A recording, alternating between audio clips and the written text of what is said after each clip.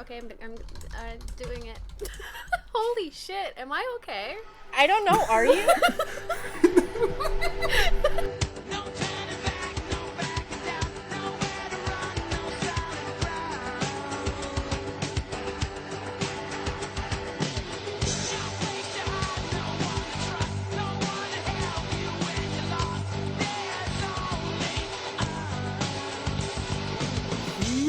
Hork-Bajir Chronicles, and taxons if you managed to find some earbuds. Welcome to the Wonder Yeerks for all your Animorphs rereading, and eventual rewatching needs. I'm Sarah, and it's been 3 weeks since we did this podcast. It's not been that long.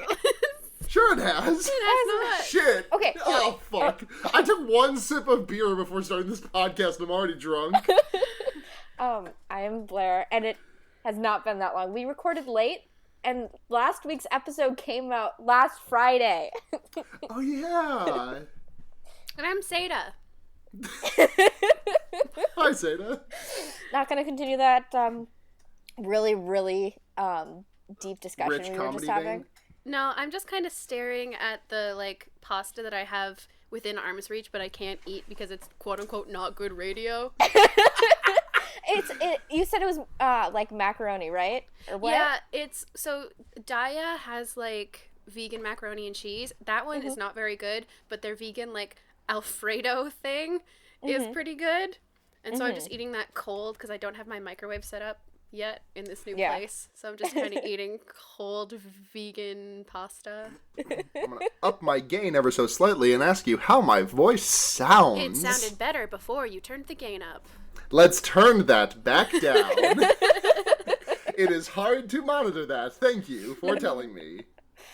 Yeah, I also made an Alfredo mistake today, so I feel it. I got a brand new microphone. I'm on that XLR shit now finally, and I'm not using a USB. Nice. Sweet. I'm finally a professional audio person. Well, Blair, this Alfredo is dairy free. So Well, yes. So it's not a well, it would be a mistake if you ate it on air, because no. Wet noodles are perhaps the worst possible noise you can make. Listen, Seda, we just don't want you to think you're pounding puss while recording this podcast. Don't say that with your human mouth. That is the Okay. That is the grossest possible way you could ever phrase that ever. Not remotely, and I will prove that to you if I am prodded. I'm not going to prod you. Think I'm cool. Do not make me pull this trigger. Zayn Malik and Liam. I want them to think that I'm cool, sex haver. Seda, we all think you are cool, sex haver. Thank you. Yes, unlike Fear Baiting, this is not a fuckless podcast. This is a very fuckful podcast. It's not. On this podcast, we are horny 24/7. And speaking Not of true. horns, We've gone in such a terrible direction. They don't have. We have. Yes, they do. Hork-Bajir have horns. I guess they kind of have horns. Speaking of horns, this week we read the Hork-Bajir Chronicles. Yes, we did. By popular demand. Gut check. How's everyone feeling? Devastated. This was a bummer. This one was a little bit of a bummer. I don't know if Capelgate wrote this one because there was some weird world building stuff. At one point, one of the Andalites measured something in imperial units, which was really weird. Mm-hmm. I can't imagine. I mean, even if Andalites did use Earth notation for their measurements, I don't think imperial is the version they would go with. I mean, they were using miles last book. Yeah, they were. Really? And then Sadie got really angry about that. Because I definitely complained about it. Which we'll get into. There's another thing in this book where they use a certain measurement of time that makes little to no sense, but it's okay. There's also the Aldrea's brother, who's Basamir? His name starts with a B. Yeah. I'm looking at the Wikipedia article. Please name this character. His name is just when you're editing, can you just bass boost this? Because his name is just B. It's Brad. So Brad. So yeah, Brad says a couple of times, and I mean, I guess it's not that far to believe that Andalites would also invent their own what are those words called? Filler words? Is that the word? Yeah. Yeah. It's not unrealistic that Andalites would invent their own filler words, but I feel as though like would not be one of them for some reason, but I digress. Well, anyways, do you want to talk about what happens in this book? Well, first of all, if we're talking about nitpicky things, I think it's mighty convenient that all these creatures seem to breathe the same, like, gas, which is to say oxygen. It's mighty convenient to me. Yeah, that's definitely true. They mention it specifically in this book, and I'm like, what are the odds? What are the odds of that? Yeah, there's a couple things that I'm probably gonna get a little touchy about as we go through this. I really like the cover of this book, though, because it looks like these Hork-Bajir and an Andalite are about to severely bully me. To me, it looks like the front of like a forgotten clone of Toe Jam and Earl for the SNES. I didn't realize that Hork-Bajir had like beaks. Yeah, I remember that being like sort of said at one point, but I thought it would be beaks like a bug, if that makes any sense. Yeah. Oh yeah, I like that kind of beak. But so y'all want to get into this bullshit? Yeah, let's do it. So our main characters here are Aldrea Iskilon Falan, heretofore referred to as Aldrea, who is an Andalite, the daughter of Prince Zero, the name of Zero's female kindness. Andalite. Finally, we got one after complaining about one so much last week. Yeah. Women's rights. We also have the Hork-Bajir seer named Dakhami, and the Yeerk Esplin 9466. Who we will not be adding. We will not be respecting his numbers. Yeah. I would probably just call him the Yeerk because it's kind of hard to say a bunch of alien names a lot. What? Aldrea, Dak, and Esplin. Well, Aldrea's fine. And Dak is fine. But I don't even... You just said what his name is, and I don't even remember it anymore. Esplin. It's because he had the least chapters. I was referring to Esplin with she, her pronouns the entire time. I think just because I was like, one of the other protagonists is a woman, whatever. And then he, him pronouns were used, and then I was just like, why do Yeerks have binary gender? They don't even reproduce, they don't even reproduce sexually. Why, so there isn't even any sort of, sexual dimorphism that you might use to ascribe some sort of binary to. Yeah. It's fine.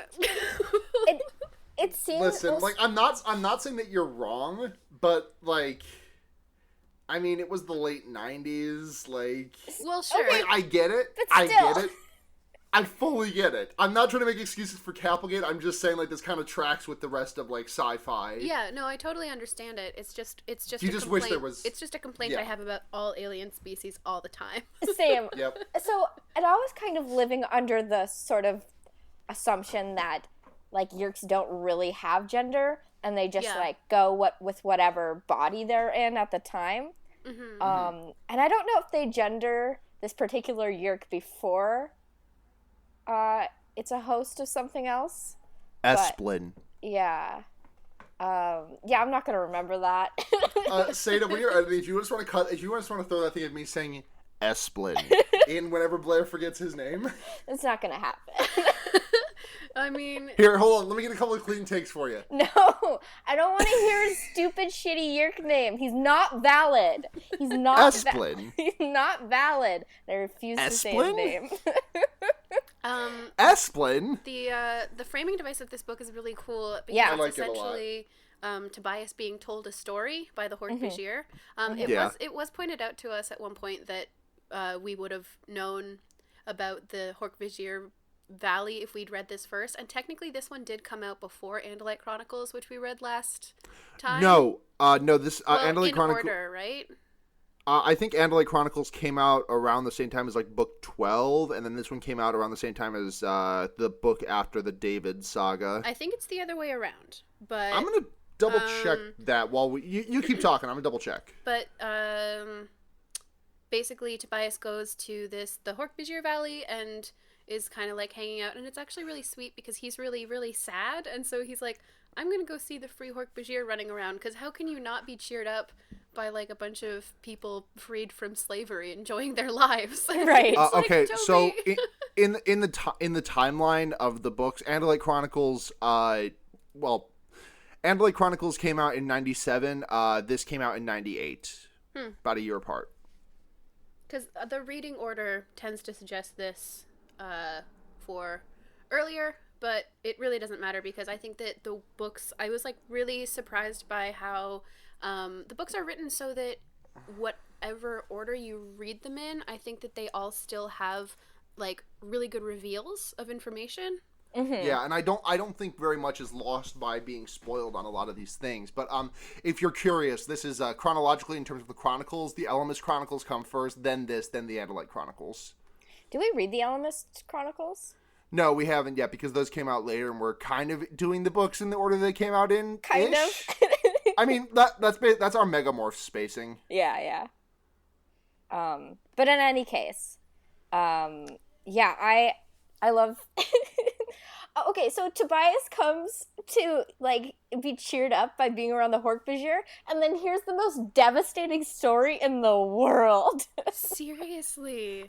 I mean, he takes it okay, but, like... Yeah, he takes it on the chin pretty easily. He's like, well, that was... Like, at the end, he's just like, well, that was kind of sad, and not, like... He's not, like, openly weeping. Yeah, I'd be like, I have double depression now. Yeah, I cried a couple times. Like, I definitely actually cried while I was reading this book. Yeah, then... I don't cry about books don't bring me to emotion very often, but this one did get me close. Mm-hmm. Yeah, and then I felt that the end wasn't quite enough of a catharsis, so I went and I listened to a bunch of sad songs so that I could like just get the final like cry out. Oh my god. No, yeah, you gotta. Did you? Exactly. What? I'm curious what you listened to get the cry out. The Secret Seven by Owen Pallett on repeat. Mostly. Yeah. I'm not familiar with that. Blair, what's your go-to cry album? I don't cry. I'm a air sign, so. But if I Okay. want to feel like really depressed, I'll listen to Hospice by the Antlers. Yeah, I was gonna say like I don't. I mean, for me, it's A Crow Looked at Me. Yeah. But That's you know. a very different cry, so I wasn't interested in that kind of cry today. Yeah, that's very valid. I don't have very many sad albums. I have a playlist of songs that make me cry, and there are some weird ones on there, like They Might Be Giants' Celebration. That's on there. Everything Is Alright by Motion City Soundtrack. That's also on there. But, you know. Yeah. Well, you listen to ska, so. Mine tend to be very situational. Like, I mean, I don't want to get into what the song's about because it's super depressing, but it was very relevant to the fact that it was National Coming Out Day. Yeah. So, yeah, it's a great song though, and if you feel like it, you should go check it out because Owen Pallett is incredible. So Yes. we hang out. Happy National Coming Out Day, everyone. Happy We are all National- gay and trans. Anyway. So yeah, we meet our protagonist. We actually, our first chapter is after Tobias. The first chapter that we get is a point of view chapter of Aldrea, and she is chronicling the moment in which the effects of Ciro's kindness were revealed, because her father Ciro had shared the Andalite technology with the Yeerks, and who the fuck was it? Like was it like an Andalite that fucking matters yelling at him, or is it just like some nameless dumb shit? Alarin yells at him. Yeah. It was Alarin. Okay, Yeah. yes, thank you. Alarin is yelling at him, and he coins the phrase of Ciro's kindness. Mm-hmm. So first of all, minor nitpick. These first couple chapters have a time jump in them, and so they're described as like this year, like Andalite year 3 billion, and blah blah blah blah blah, and then it's like Earth year 1960, and it's like, why would you possibly call it 1960? I don't think you even know what Earth is yet. I understand this is in retrospect, and then especially because later they talk about how the naming convention in Andalite culture is to name the planet after the sentient species on it, which I also have issue with, because are you saying that planets can only have one sentient species? That's literally disproven in this book. Anyway. Okay, but also, like, the Andalites are smart, but they're not really smart, you know? Yeah. Like, they've done all this, like, technology stuff, but they're kind of idiots. Blair, do you mean to say that they work out at the library? No, it's just like they I feel they have poor diplomatic. Yeah. Oh, that's definitely true. Instincts. Yeah. They are very numbers smart. Yeah. I love. There's some really great like ribbing here. It's not ribbing because ribbing implies that it's gentle, but Alarin is basically like, Ciro, like, you fucked up so bad. Even though he is like a lower ranked officer, he tells Ciro that he's relieved of duty, and Ciro's like, you can't do that. And Alarin's like, when a commander's become incapacitated, his subordinates can do whatever they want. And Ciro's like, what like, what's wrong with me? And Alarin's like, you're stupid. Which is fucking funny. Like, fucking got him, boy. Yeah, like, I mean, owned. Like, yeah, like, ladies and gentlemen, we fucking got him. It's great. I will say, so, and then we have kind of a time jump, and it's basically the Yeerks have invaded. We know this about Ciro's kindness already, that they sort of were the ones that enabled the Yeerks to go out into the universe and start conquering other races. Right. And Aldria is talking about how she wants to be a warrior, but she can't because she's a girl, and girls can only do traditional lady occupations like the sciences and the arts. And it's like, it's literally, she describes herself literally as not like most girls. It's really like, it's one of those like mild, that 90s progressivism where it was like a little weird still to be like, girls can be good at science. Yeah. So I kind of liked that. Yeah. But no, I I almost like took a screenshot of that paragraph because she was like, I'm not like other females, and I was like, hun. I know. But I love it still. No, but I love it still. Because I think it's an interesting window, and I wish you know what? I wish if you're gonna have a gender binary, at least have it be more interesting than the human gender binary, this is just like the human gender binary deluxe, basically. Sure. I totally feel that, but the only reason why I am interested in how they did it here and that they aligned it the same way is that in the end, this is the downfall of the Andalites in this particular battle, was that they don't want to trust a woman. Yeah. And I kind of like having that come back to bite them pretty bad. Yeah, for sure. But I definitely agree that they could explore more interesting territory. I do think it's interesting, at least in the way that the dimorphism presents itself, which is mainly through the tail, because Aldrea likens the female Andalite tail more to a scalpel, a very small but precise instrument, versus the comparatively reckless large scythe of a male Andalite tail. Mm-hmm.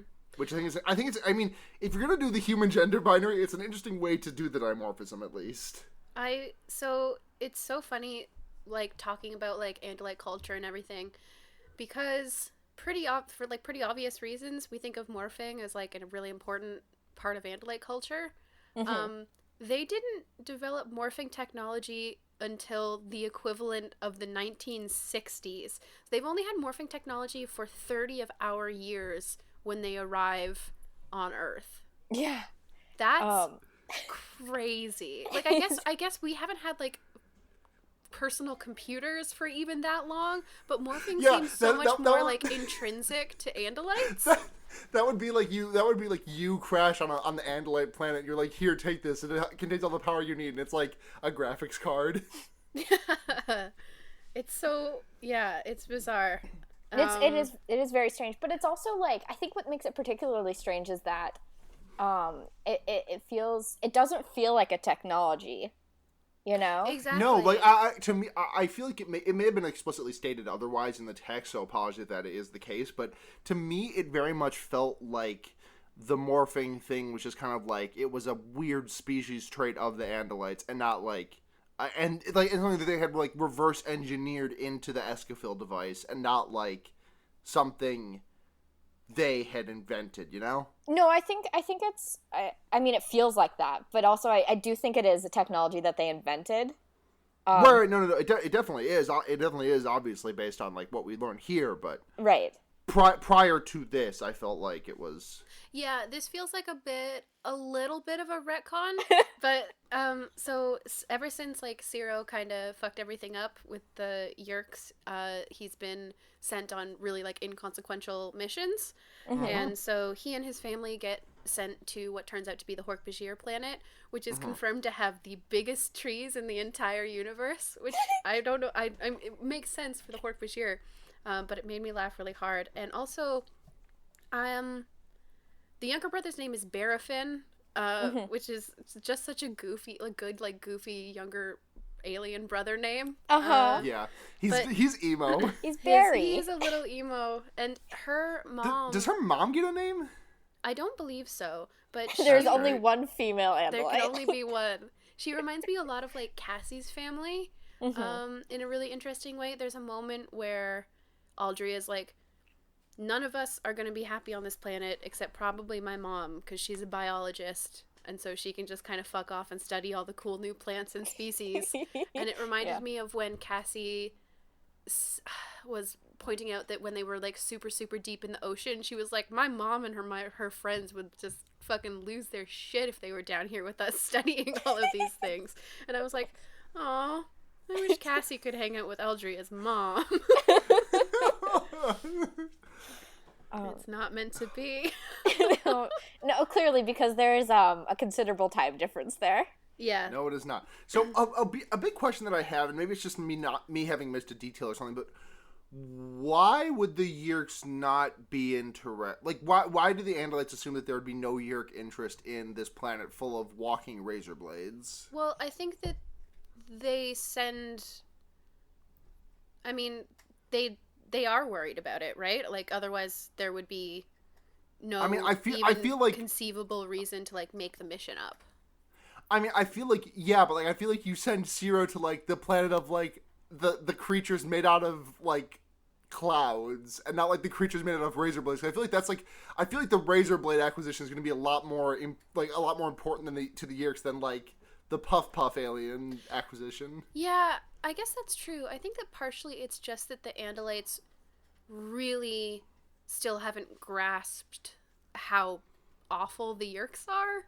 Yeah. That's fair. And also the Yeerks, until they get the Hork-Bajir, like, this is, imagine, like, an army before they get their guns. Like, you know, are you going to be as worried about them? And yeah, sure, that probably means that you should protect the guns a little bit more so that the army doesn't get the guns and then be as scary as they are afterwards. But because until now the Andalites have they've taken a couple, like, they have the Geds, and then they have a couple of other basically like shipfuls of creatures, right? Yeah. So I really think it's just Andalite arrogance. I can't remember the name of the species. Yeah, that tracks actually. Yeah, I can't remember the name of the species, but I do like the ones where they're like, well, they captured they overtook a vessel of this one species, but those guys are like nomadic and have split up across a bajillion different spaceships, so they can't really like conquer them. So we're safe on that front. The Ongachans. Thank you. Ongachics. I wrote down a couple of these things because I thought it was so neat. They had they tried to take a species called the Hajabrands, but their brains aren't centralized and are instead like several nodes all over their bodies, so the Yeerks couldn't do anything with them, couldn't take them over, and so they just fucking killed them all. I mean, in true Yeerk fashion, you know? It sucks. Honestly, like, this book, if we didn't already know how much the Yeerks suck, this book does such a good job of painting them as horrific as they are. The Yeerks, you know, were given these Ged bodies, and they're described as using old and disabled Geds as training hosts, where essentially Yeerks who have never taken a host before take a Ged over for 15 minutes and then leave. And just a series of Yeerks do this, and I can barely imagine anything more horrific than, like, your mind getting enslaved by hundreds and hundreds of beings for, like, a short period of time over a day. And then, as soon as they're done with them as training hosts, they talk about using them as target practice. Like, it's fun. They do that with the other species. They do that with the Arn, yeah. Arn, yeah, thank you. Yeah. But it really sucks, and it's interesting getting it all from a Yeerk perspective, because we do have like a Yeerk narrator in this book, and they're terrible. Like, they fucking suck. They talk about just like the power rush of taking over a body, and they're just like, hell yeah, I'm a slave everybody, and it's like, oh no. Yeah. Oh no. Yeah. I mean, like, yeah, being a slug kind of fucking sucks, but like, cool motive, still enslavement. Yeah. Basically. Yeah. And God, that gif from Brooklyn Nine-Nine has just given us so much. it's true. There's a great moment where Aldria and Ciro, like, Aldria's talking to her dad, and because he was the reason that the Yeerks became as powerful as they are, he's super in denial about them being, like, an invading force, and so he's essentially pretending that they're on, like, a data gathering mission. He's like, remember, we're here to learn all about the Hork-Bajir, and Aldria's like, no, we're not. We're here to make sure that the Yeerks don't take the Hork-Bajir. But okay, Dad, okay. He's Ciro is a liberal centrist. Yeah. I think both sides have valid points. Both the genocide side and the people they murder. Yeah, well, they're both the genocide side. Yeah. Oh, isn't it fun? Isn't war fun? War is cool and great. Yeah. The Hork-Bajir narrator we get was super distracting for me. There's a podcast I really like called Neoscum, whose main character is called Dak Rambo. And he often introduces himself like, I'm Dak Rambo. And so every single fucking time I read Dak's name, it was like, Dak Hammy. I was like, God damn it. But so this book builds such a cool and complex relationship between Aldria and Dak. It's so nice. I love in this early period. So Dak is a seer. I'm sure we might have mentioned. Probably. Yep. Yeah. So, and he, as soon as he starts interacting with Aldria, he like starts learning at like a super rapid rate. And his language evolves like way past what we normally see from Hork-Bajir. And so they're like learning from each other. And there's this really lovely sequence where Aldria like morphs into an animal that can glide so that she can like run around the trees with Dak. And it's so like joyful and lovely in such a horrible contrast to how it ends. Yeah. But I'm glad they like took the time to make them build an actual like genuinely sweet relationship that's built on respect before making it really complicated and dark. Yeah. Yeah. So there's a turning moment in this when everything goes bad. Well, yeah. It's still a little while away. Sort of. Ish. It actually does happen fairly quickly. Yeah. I guess. I will say one reason that this book just completely destroyed me is that the Hork-Bajir are so great. Yeah. Like, yeah. They're just lovely and they're peaceful. Like, it's later when the war starts to happen, they literally have to be taught how to fight and how to hurt other people because it doesn't even occur to them that they could hurt other people on purpose. The Hork-Bajir have just been like fucked at every turn, and they've managed to become the best species in the entire fucking galaxy. There's this great moment where they're all sitting around at night, and it's shown. Dak explains how the Hork-Bajir communicate through vine music at night. Like, they string vines between trees, and then they bow them with saplings and use the Hork-Bajir are very explicitly said to not understand what art or music are, but they use music to communicate across long distances, which is so cool and so beautiful and something I would fucking love to see represented on screen somehow. Yeah. Movie now. Listen, we're getting reboots of everything on Netflix these days. I think Netflix can spare a fucking animated Animorphs reboot. Yeah, I absolutely agree. And then I guess you're right. The Yeerks kind of appear right away. Yeah, because Aldrea realizes that the Yeerks are in orbit, and she knows that if a signal goes up from her dad's home base, like he does every day on the dot, it's gonna be bad news, and she rushes home, and well, bad news, she doesn't get there in time. Yeah, this part is a lesson on how you should never ever be super reliably punctual, because you might start a war. Yeah. You should be consistently, like, inconsistent with your timing of things. Never be predictable. This is a lesson I take with myself every day of my life. I'm never punctual. I'm usually Never late. be on time, because an alien invading force might intercept your message and realize that you're there and come and kill your whole family in front of your daughter. It's fun. Yeah. Yeah. So that happens. Aldrea's having a bad fucking day.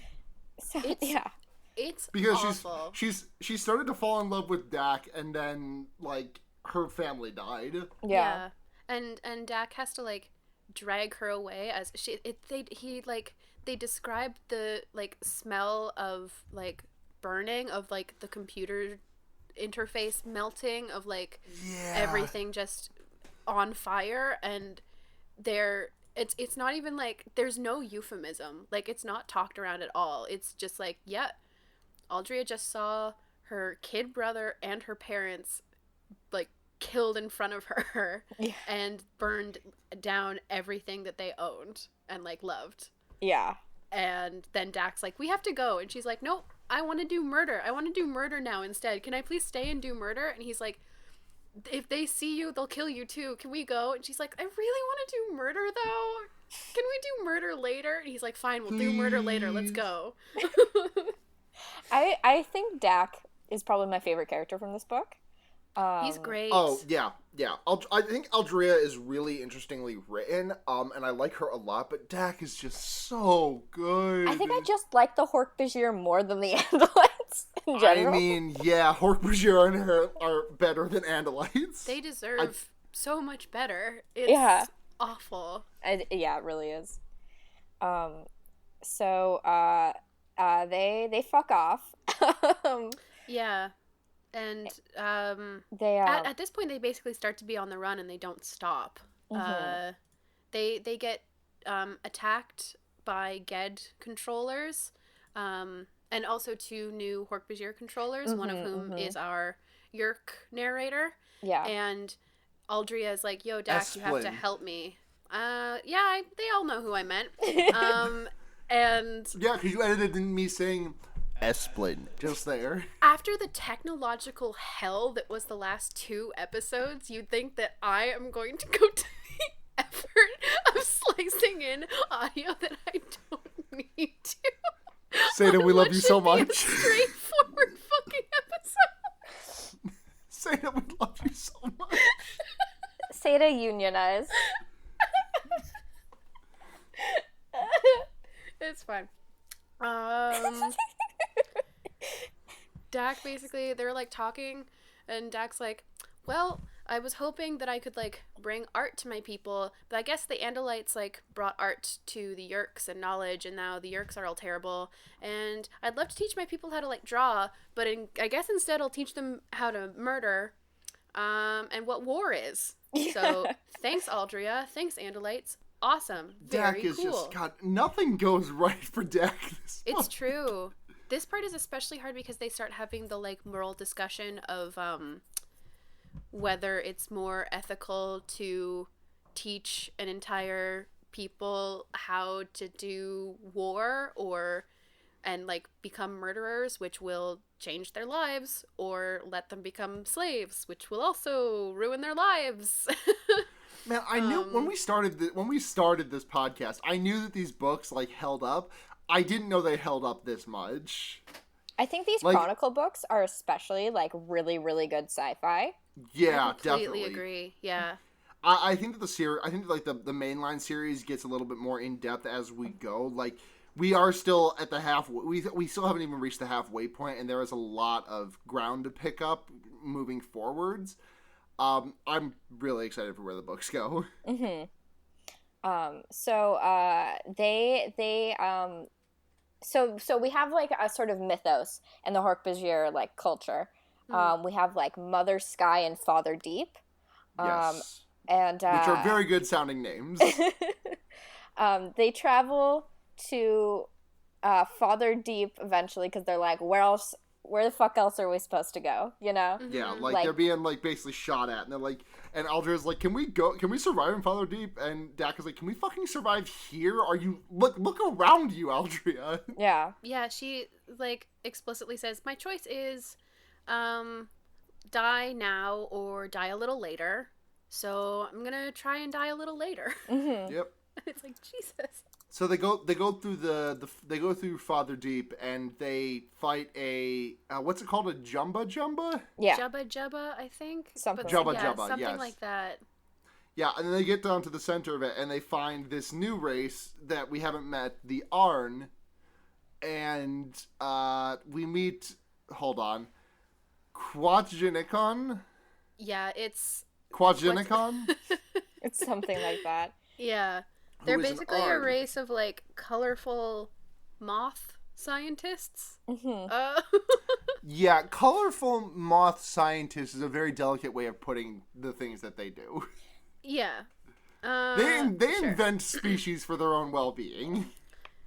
Yeah.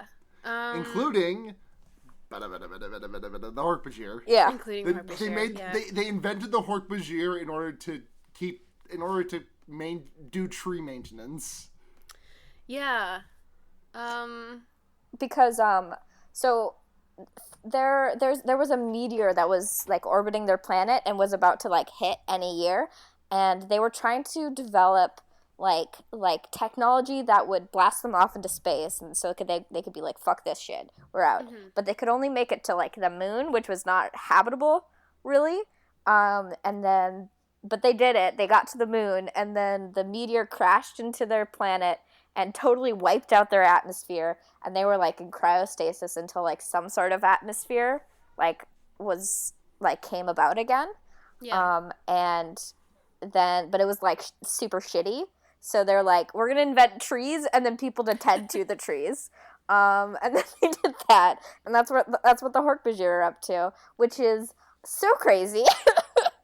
Yeah, and the way that the Arn speaks about Dak is really awful and chilling, because he's basically like, yeah, 1 in like 10,000 Hork-Bajir end up being smart, and because we couldn't fucking breed that out of you, and we hate it.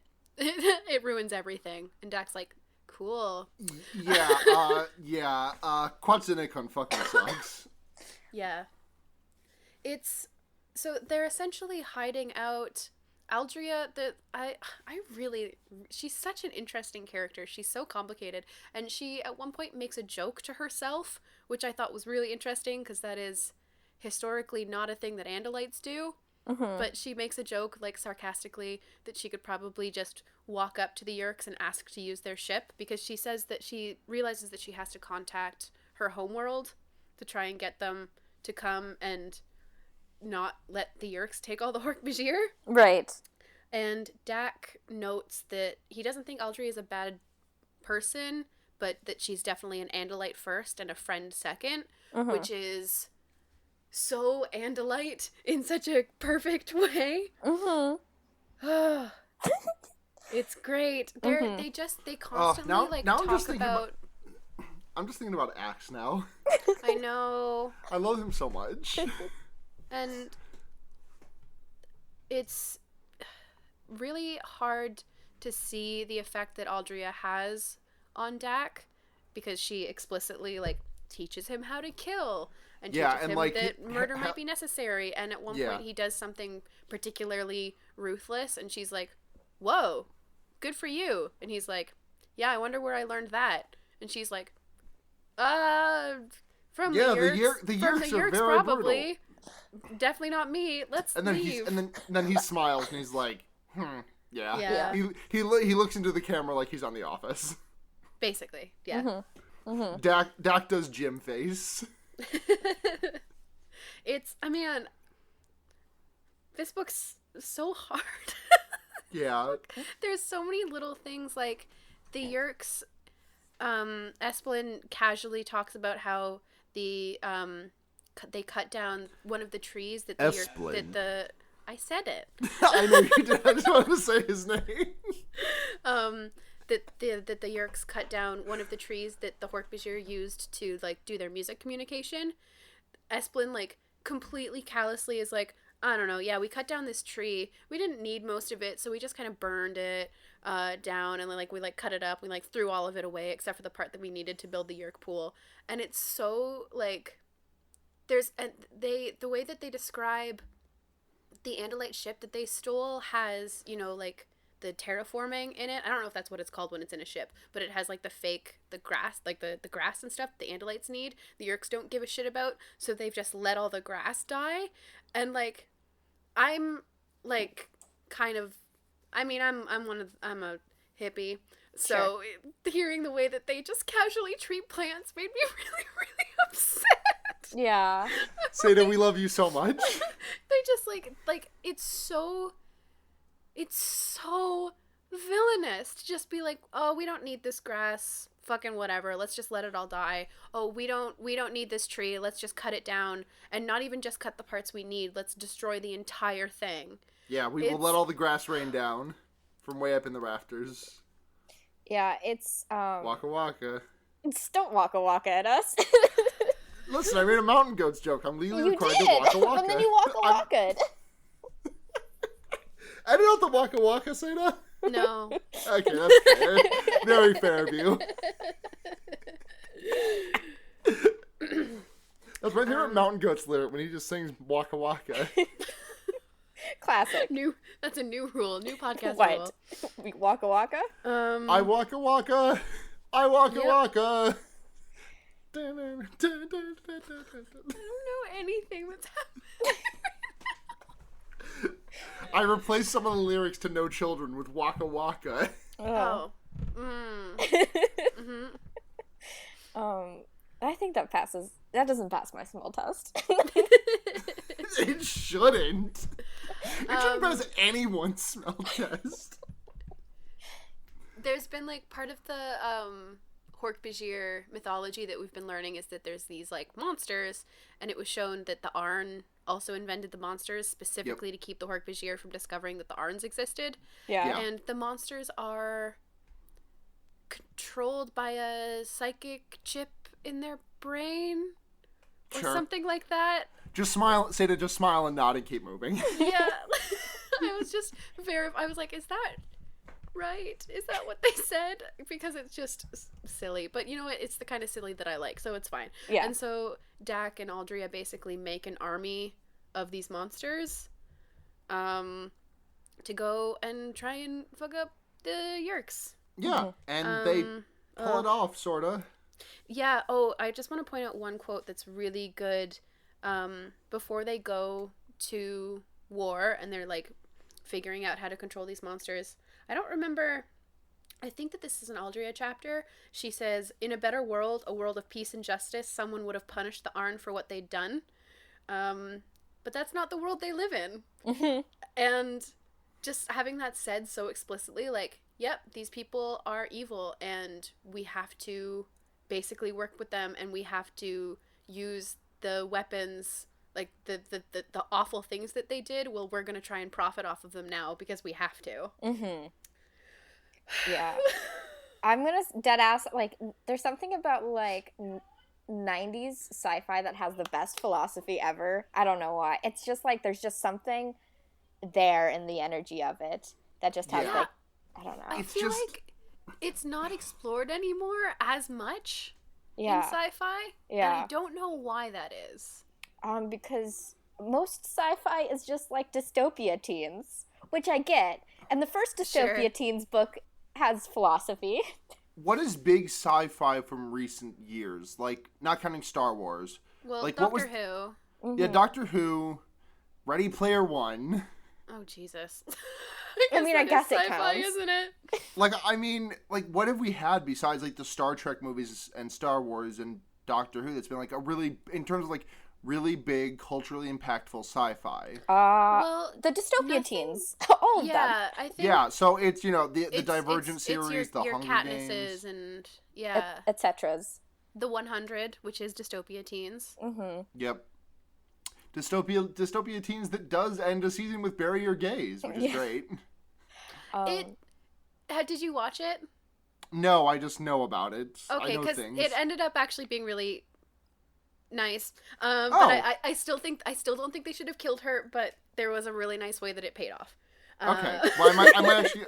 I watched like the first couple episodes, and I was like, I don't know if this is for me. And then I found out about the Bury Your Gaze thing, and I was like, I'm not going back to this series. Completely valid. I agree with the criticisms, but I think that the showrunners mostly could have handled it better. But her death did end up being important, which doesn't make it right, but does make it more interesting. Yeah, narratively satisfying. Yeah, and then basically there's war. The Free Hork-Bajir fight the Hork-Bajir controllers, and there's a moment where Aldria's like kind of trying to hype people up and trying to be like, this is right, this is good, blah blah blah, and Dak's like, hey, shut the fuck up, like shut up, like I'm about to kill a bunch of my people, we're gonna kill those controllers, and then what are these are my people dying today. Yeah, they're gonna be dead Hork-Bajir, those are gonna be my dead people. Mm-hmm. Shut the fuck up and like this is my these are my people dying. Yeah. I love Dax so much. It's amazing, but my heart just ached for the entire description of this battle because it's devastating. Yeah, it's rough. It sucks. Because we get a couple of chapters of the gamer. Why did I say the gamers? What the fuck? The gamers. No, keep saying it. The gamers. Yeah.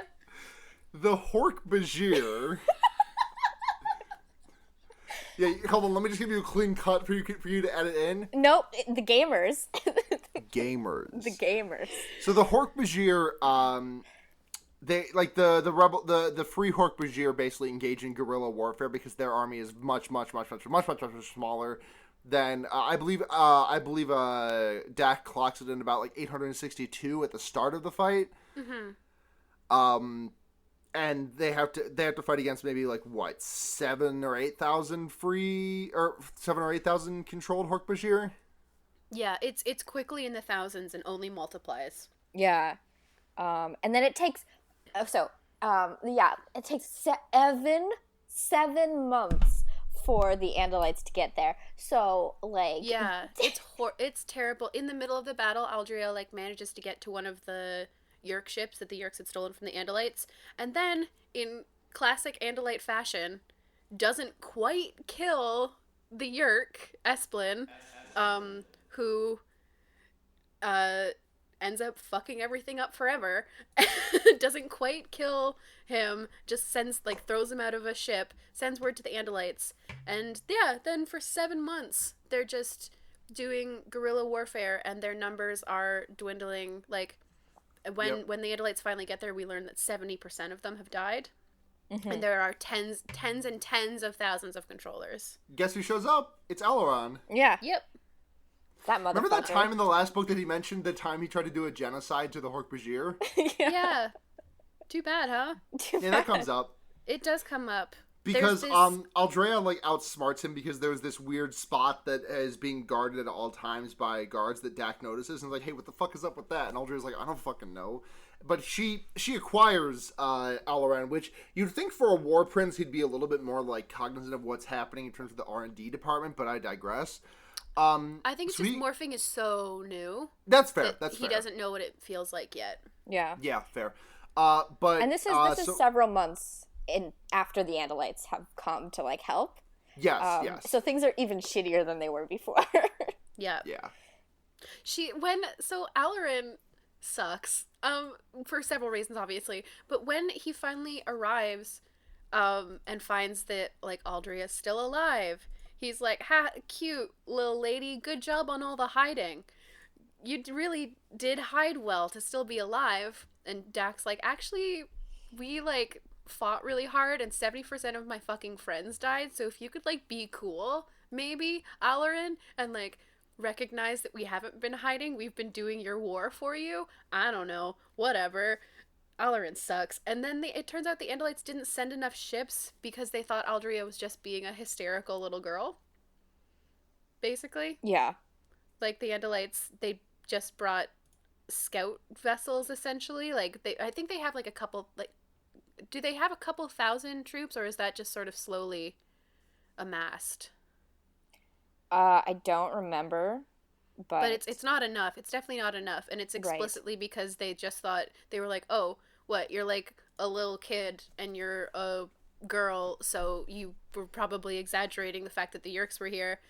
And yeah, then they just keep losing battles, and Alarin makes a virus that is designed to specifically kill all of the Hork-Bajir.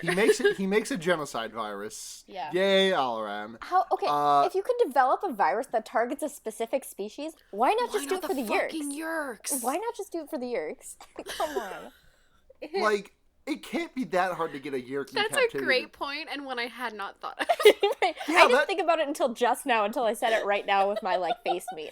Like, like, if you could, like, first of all, the technology necessary to create a virus specific to a creature, to do that within months, is, I mean, you could pound a couple more months into that, and then just, like do it for the Yeerks. Like, I think you could hold down the fort just long enough to not do a genocide.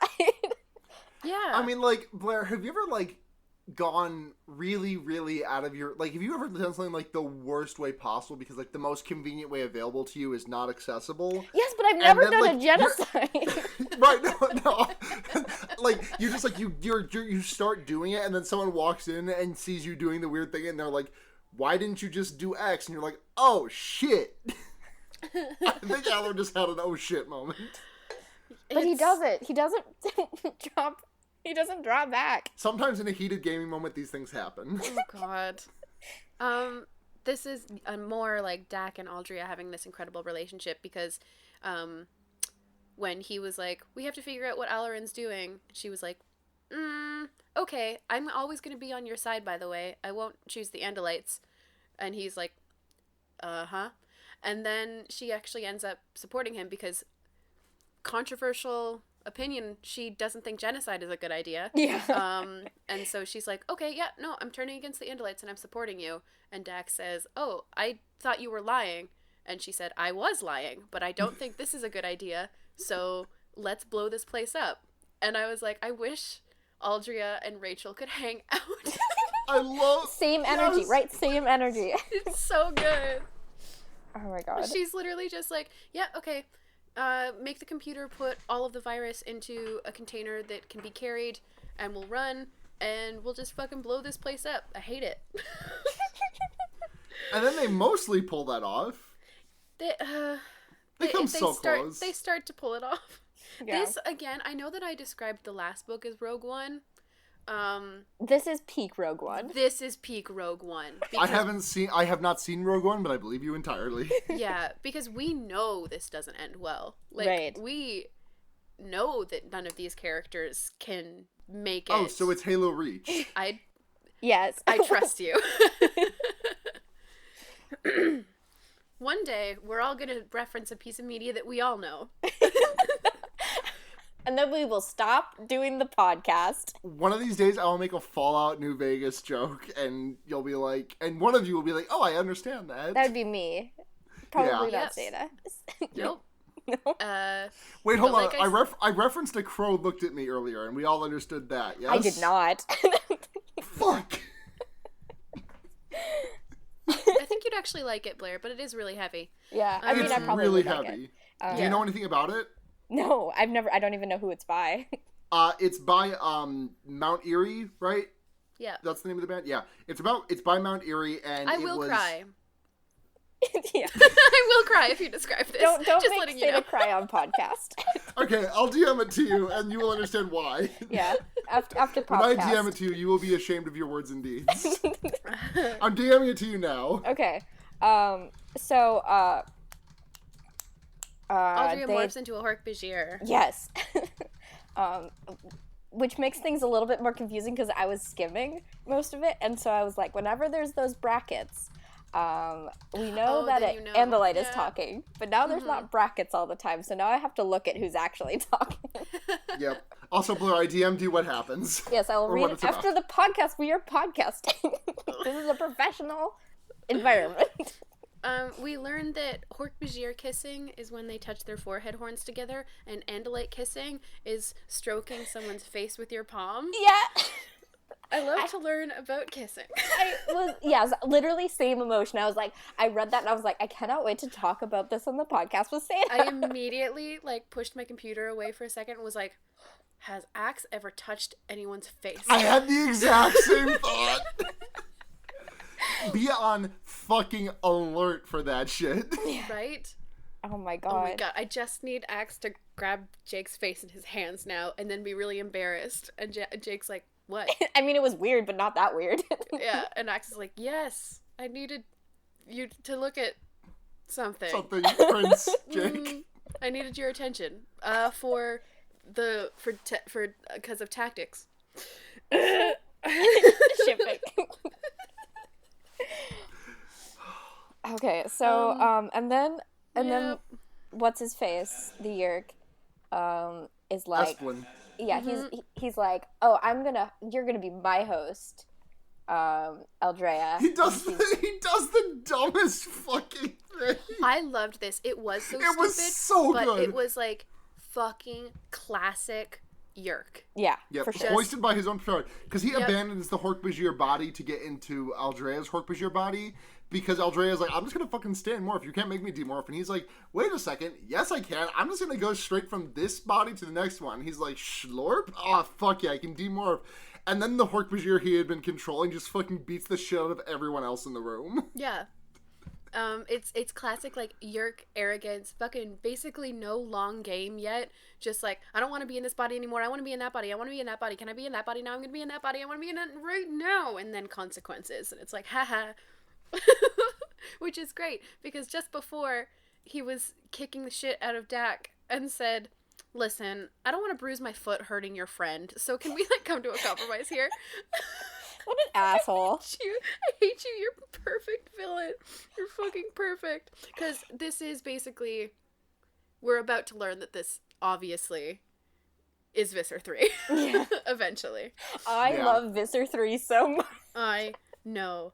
Is this the first time that I kind of don't count? I guess, okay, my original question was, is this the first time a point of view character has died? Then I remembered Elfangor. But that was already predetermined. Oh, wait, sorry, no, because that's Esplin. Esplin doesn't die. Esplin nearly dies. And I was he like, comes very, very close to dying, but I don't think we've had a... We have not had a POV character die, besides Elfangor, but okay, so I avoided my point. We have not experienced a character death through character telling the story. Yeah, just all of the children almost dying all of the time.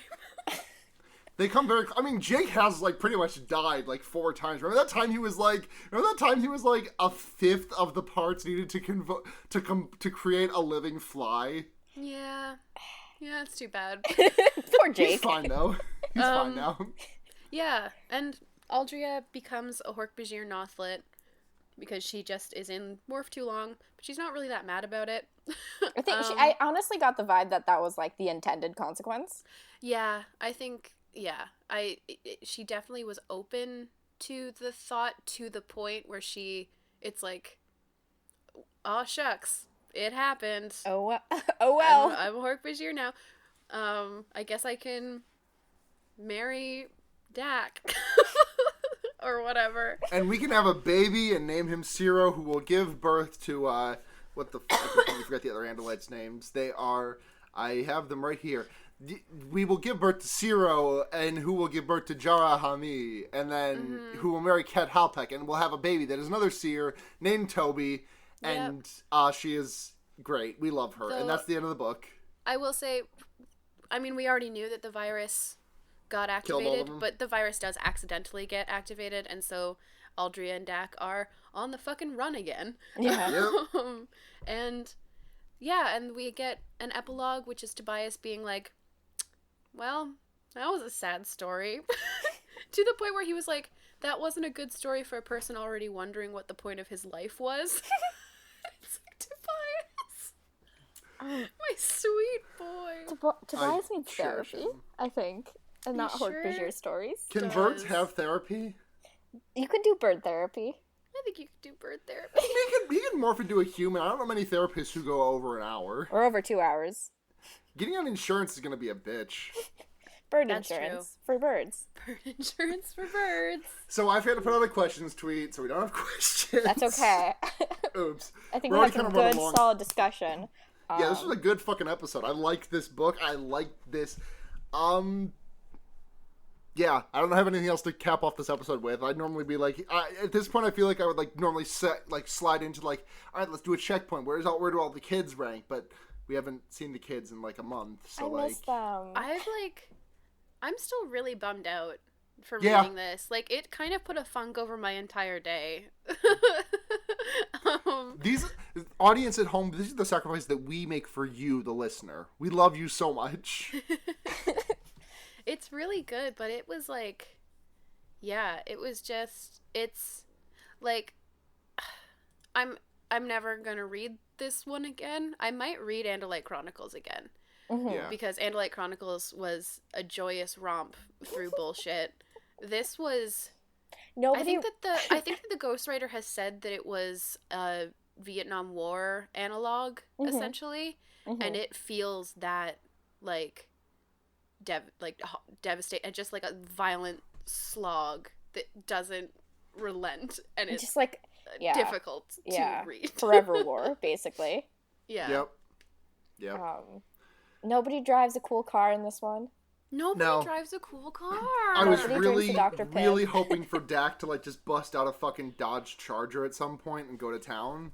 Yeah.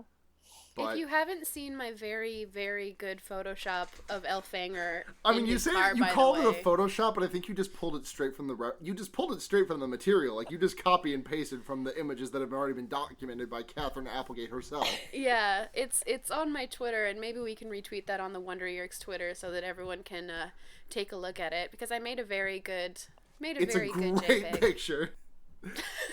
But so thank you very much for listening to this episode of the Wonder Yeerks. This episode, like all of our other episodes, are brought to you by our lovely supporters over on Patreon. $1 a month gets you access to any bonus content we do and polls for fear baiting. $5 a month gets you a message read on the podcast and shout out on the show. $10 a month lets you choose a movie that we watch for fear baiting, and also a message read on the podcast and your name shouted out. So thank you to Michael Kaiser, new sponsor Paul Moran, Kit Spindler, Paul Bechtel, Sophie, and the cool Sophie, parentheses, other Sophie is cool too, parentheses. We love you. I appreciate Sophie changing her name so as not to slight my girlfriend Sophie. If you want to follow us, we are at the Wonder Yeerks on Twitter, and thewonderyeerks@gmail.com if you want to send us an email. I haven't checked that email in months. Yeah. But, if you want to support the show, patreon.com/fearbaiting. If you want to check me out, I am, Sunhat, someone actually told me that I've been pronouncing the way, I've been saying the name wrong. Someone who is a native Russian speaker contacted me and was like, hey, you've actually been pronouncing the name wrong. So, I can be found Sunhat Zhenya, which is Zhenya on Twitter. That's also my Twitch name. And then on Tumblr, I'm Chie Satsunakas. You can check me out. Check us out also on our sister podcast, Fear Baiting, and check me out on Henry Kissinger's Pokemon Going to Die, the leftism podcast that is sweeping the nation. Yes. You can find me online at BlairKitch on Twitter, blairkitch.tumblr.com, where I just scream constantly. And Sita? Sorry, I might have eaten some Alfredo. You can find me I thought you were Twitter pounding puss. Stop! It was my sex having. Sorry, guys. I didn't mean to have it get in the way of the podcast, but it's just all the time, you know? Constantly 24/7. You are all banned from this podcast. This is a me-only production now. That's fine. That's honestly going to be great. If you want more Blair-only content, you can check out my Twitter at nudity with an EA instead of a Y, or my other podcast that I do called Music from Wall Hills, where I solve tiny problems with the power of song, or more serious songs at gaygothvibes.online. all stellar content across the board. We're all doing great things online, I think. We can all universally say. That's true. Yeah, I'm tweeting like a fucking mad bitch. So thank you all so much for listening. We will catch you in 2 weeks, where we pick up with the kids again, because we miss them so much. I do miss my daughters so much. And our several children's. Yep. But until then, I'm Sarah. I have been Blair. Sata's being Sata. You, And remember, keep your hand on the Escafil device. I hate it. I think we did it. I think we did it pretty good. Podcast. We should learn barbershop quartet harmony for the end. I agree.